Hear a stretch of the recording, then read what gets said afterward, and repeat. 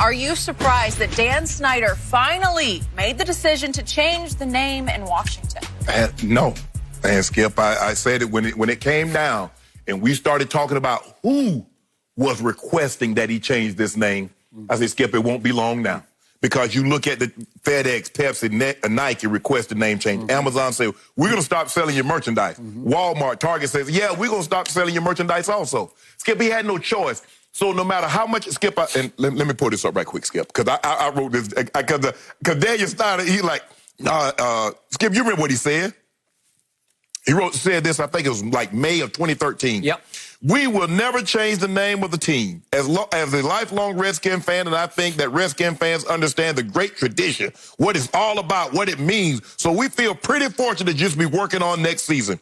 We will never change the name, and that's simple. Never. You can use caps. He put it N-E-V-E-R, all caps. Yeah.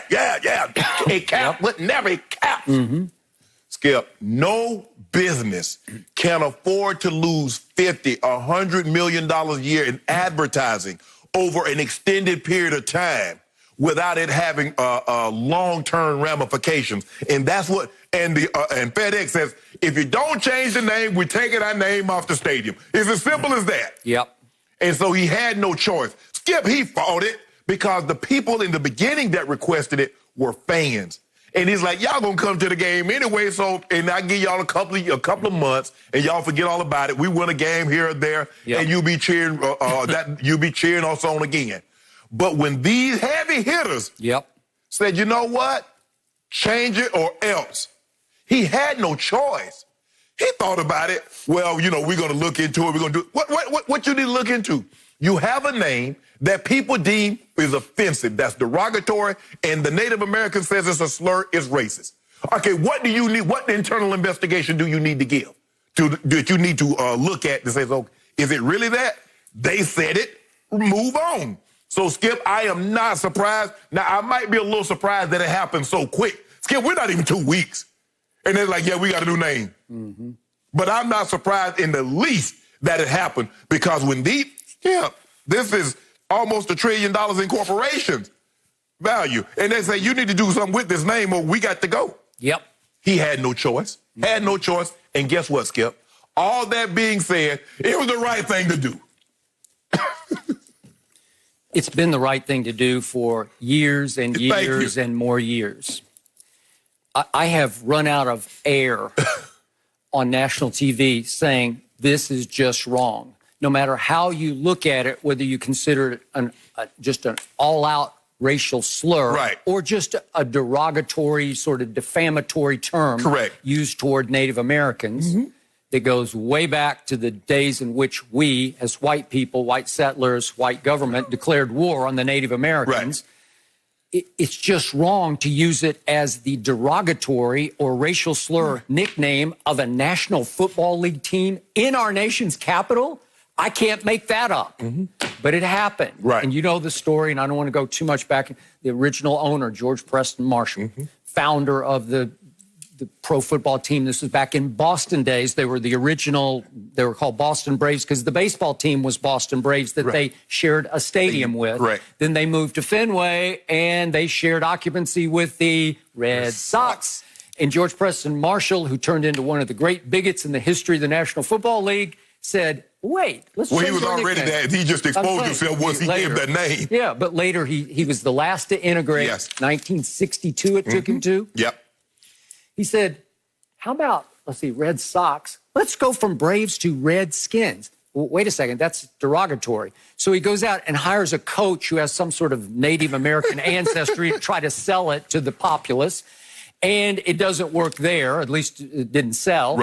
And they moved the team to D.C., and you know the rest of the story. So the reason I'm pleasantly shocked by this change so quickly, to your point, is because I went through that period in 2013, 2014, in which we talked about it every day, all day on television, till I couldn't talk anymore about it because it looked like we had reached another turning point. They were going to lose their trademark. The threat was, we will take away your trademark if you don't change your nickname. This is 7 years ago and then 6 years ago as it kept going on and on. So Dan Snyder went on a national campaign visiting tribal chiefs from D.C. all the way to North Dakota. And he gave reportedly about $4 million to Native American causes. And he came back and got some of his former players to become his mouthpieces. And one of them, Chris Cooley, came on the show I used to do on ESPN and just beat the table about how the Native Americans are not offended by this. And then they got backed up by that Washington Post poll. Remember that? 9 out of 10 Native Americans surveyed. It was 504 total out of about 5 million that we have in our nation.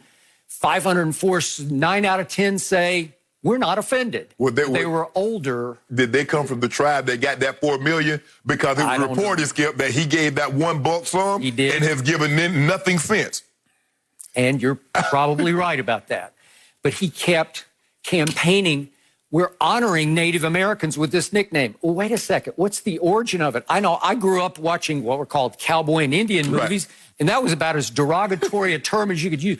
Those low-down, no-good Redskins, we're going to get them, right? Well, come on. You can't call a pro football team that. And here's the thing. Skip, if you're from outside the culture, you don't get to determine what's a term of endearment. You don't get to... Well, I'm not Native American, but I think it's a term of endearment, so I'm going to call you that, and it's going to be that. You don't get to decide. The culture from within decides what is a term of endearment. Right, I'm with you. So then what happened in 2014? We kept waiting for the new change. Right. It got hung up in court, and it hung, and it hung, and it hung, and it went away. It disappeared. And he had friends in very high places because he's in D.C. He's in the nation's capital. And now... I'm pretty sure he has another friend in a very high place. The highest of places. Speaking of chiefs, this is the commander-in-chief, right? Correct. And I was assuming that backed by the commander-in-chief right now, he would sort of pay lip service. We're considering changes. And then kind of hope that the Black Lives Matter movement sort of blows over and quietens down. And then he could slip it back under the door again. Oh, we decided... it's still okay. Right. He tried because the president came out and said there's nothing wrong with that name. It's a term.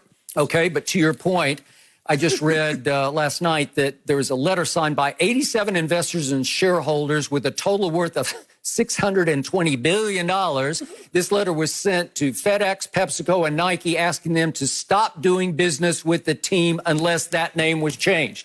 Well, now money is not just talking, it's shrieking, right? And Dan Snyder is getting his ears just pierced by the shriek where he says, uh-oh, now I'm really in trouble. And obviously, one of his minority investors is the FedEx president, and that's the naming rights on the stadium. FedEx Field. Okay, you're going to lose the naming rights. Well, you could probably say, well, I'll find somebody who will do it. But after a while, it started to look bad, and then it went to worse because this is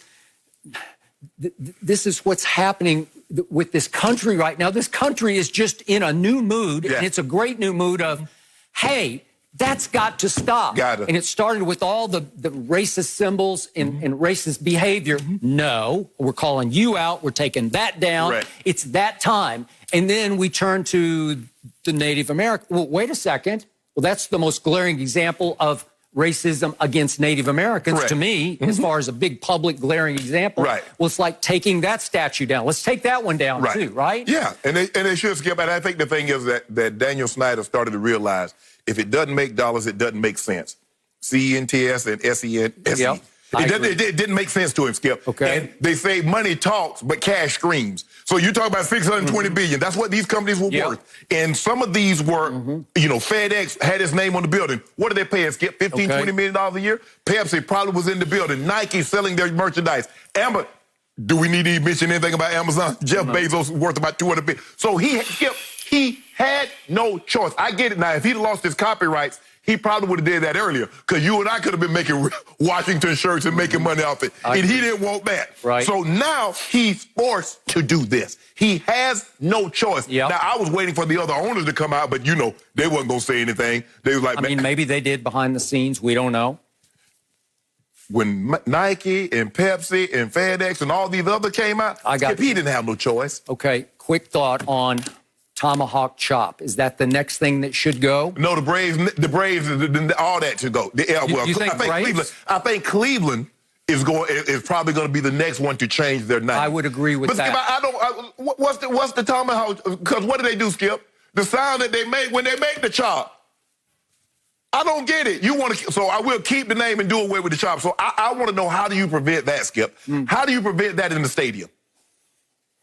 I don't know. You just have to make it an edict. You'd have to make it very public. This will not be tolerated anymore. And they would have to look to throw fans out who tried to start the chop.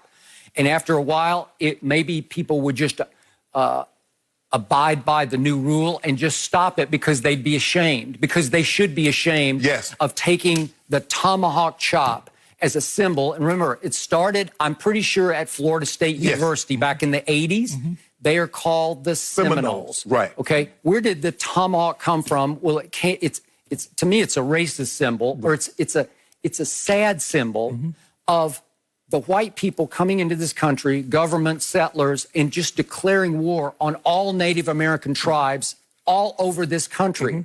And some of the early wars were fought in the state of Florida against the Seminoles. And guess who led the charge? The great General Andrew Jackson, who would soon become President of the United States. And this went on his record as a big triumph. He defeated the Seminoles in the state of Florida. And then you know what happened, because we've spoken about it. They became one of the 5 civilized tribes. Well, they were civilized because they got crushed. They got defeated. And they were forced, along with 4 other tribes, to march all the way to what was then called Indian Territory, state of Oklahoma. Oklahoma means red man. And forced to relocate. 10,000 people died on the march. It's called the Trail of Tears. Well, that's such a pathetic legacy. Skip, it's not hard to beat somebody if you got firearms and they got bow and arrows. I mean, that's why America wins so many wars. We have so much more artillery than anybody that we're fighting against. We just had so much more might. We had numbers. And yet they fought back. Of course. Did they? And once they got guns and horses, they fought back as hard as they could fight. And it went on for years. And there was a lot of bloodshed on both sides. They ambushing. They know the landscape. They know the scape of the land. So they were, ambushing and guerrilla warfare, rightfully so. So the Tomahawk Chop was from the war that they lost, a war you're always talking about how the South lost. Well, the Native Americans didn't start the war, we did. Okay? We also finished the war. But this is a symbol of the bloodshed, right? Come on, it's just a bad idea. And remember when Dion then got drafted by the Falcons and started to play for the Braves, I think he suggested it first to Braves people, you should try this. And what did they accompany it with on the organ? It's a Native American war chant, that song, I don't want to sing it, I have to pay for it. I know exactly. That goes along, that sort of starts it and fuels it. It's disrespectful to their culture. So remember, that is used by the Braves. And I don't have a problem with the Braves nickname. That is honoring who they were. They were literally brave. And yet Indians needs to go, but definitely the chop there. And guess where else? Kansas City. They're going to revisit the Chiefs. Got it.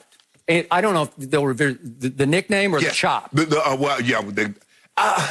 I'm trying to think. I don't think they do. They do the chop. They do? Yes, they do. I think it needs to go. Maybe because we beat them so bad all the time, Skip. I guess that the chop ain't come out. Maybe that's what happened, Jenny. Yep. Thank you for watching. You can subscribe here to get the latest from the show, and be sure to check out more of the best clips from Undisputed, or go watch a few other segments from our other shows on FS1.